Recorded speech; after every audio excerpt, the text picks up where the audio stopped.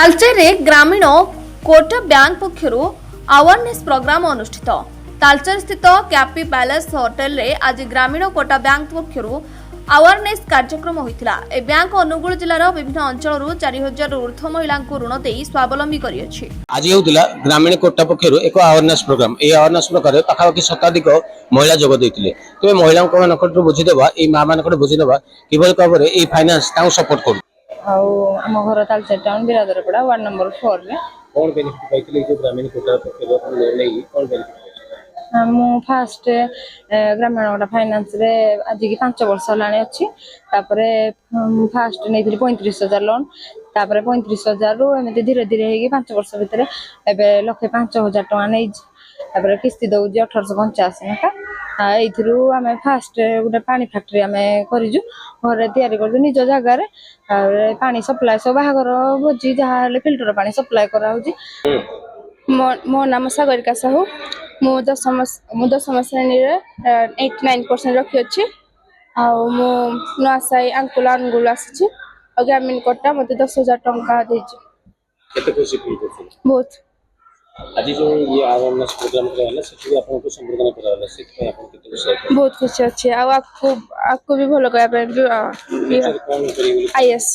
उक्त कार्यक्रम में विभिन्न अंचल आसिथिबा शताधिक महिला ग्राहक माननकु किपरि टंका संचय करिवे और ऋण टंका को किपरि सदुपयोग करिवे बैंक कर्तृपक्ष आलोकपात करथिले। एक्चुअली एटा कंपनी तरफ रे करा छै जोटा कि हमर कंपनी नाम छै क्रेडिट एक्सेस ग्रामीण लिमिटेड। हमर कंपनी रो हेड ऑफिस छै बेंगलोर रे। एटा होची तार शाखा ऑफिस तालचेर ब्रांच जोटा कि सचेतनता जोटा हमर जो भी कस्टमर अछंती से कस्टमर को किछि सचेतनता करियार अछि। किछि जगह रे आपण देखुथिबे ऑनलाइन ठके भी होची। से ठके द्वारा आमर कस्टमर हो बा अलग बाहर भी पब्लिक मानकर हो बहुत जिनस तांकर लॉस भी होची। से लॉस द्वारा परिवार बहुत तळुक भी खसी जाउछंती। सेति में गेली ऑनलाइन ठके हो बा ऑफलाइन ठके हो किमिति आगो को ए जिनस न हबो एवं से माने किमिति सचेतन सहित निजे बुझी पारिबे एवं आगो को से जिनस जेंति क्षति न होइबे सेति में बोली जिनस करा जाय।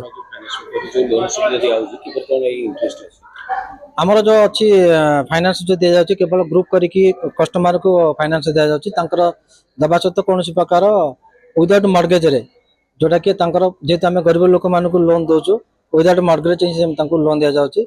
दबा समय तांको भलो जिंस तांको भी किछि जिंस ट्रेनिंग भी दिया जाय जोटा कि तांकर नले को कार्य रे समान लगेबे कार्य लगले तांकर भविष्य को प्रकार भलो रहबो। एई संस्था रो म अधिक फायदा पाइछि। मोर माने मो बिजनेस चला परे मो ससुरंगर ब्रेड फैक्ट्री थिला। जते मो ब्रेड फैक्ट्री मो लॉस पाइली सेते मो हताश होई बसतिली। लोन करिया जोगा एई संस्था रो मो लोन पाई गोटे ऑटो आनिली। एई ऑटो रो मो बेस उपकृत पाइछि। एई ऑटो रो मो स्वामी परिवार चलेले। एई संस्था रो मो पिला नु पाठ पढाई पारुछि। जते बेले भी मो असुविधा पाउछि मो सारंग द्वारा सारंग कथा ही साला परे मो लोन दा सांग मु गोटे सप्ताह भीतर मु लोन पाइकरी मोर सही असुविधा मु सुरखुरे मो परिवार को मु चलाई पारुछि। बेस माने एई ग्रामीण कोटा संस्था द्वारा मो परिवार मु खुशी रे अछि। पिला न पई स्टडी लोन भी मो पुआ पई भी स्टडी लोन द्वारा मो पुआ पाठ पढी पारला। एई स्टडी लोन द्वारा सांग मु लोन जते बेले आनिली मो पुआ बरहमपुर एलटी करूची। एलटी ए फार्मासिस्ट लाइन रे जीव ए वर्ष फार्मासिस्ट करबो। एई संस्था द्वारा मो पिला नु पाठ पढी पारची हम खुशी रे अछि। एना संगे सब हमरो जो मां मानकर गां गळे रे सब जो माने छोटो बिजनेस न करछन ताका बिजनेस रे किछ अर्थ देई ताको अर्थटी व्यवसाय उन्नत करिया पे ई सब कारण हमरो विभिन्न प्रकार प्रोडक्ट पेटी लोन हमें प्रदान करछ।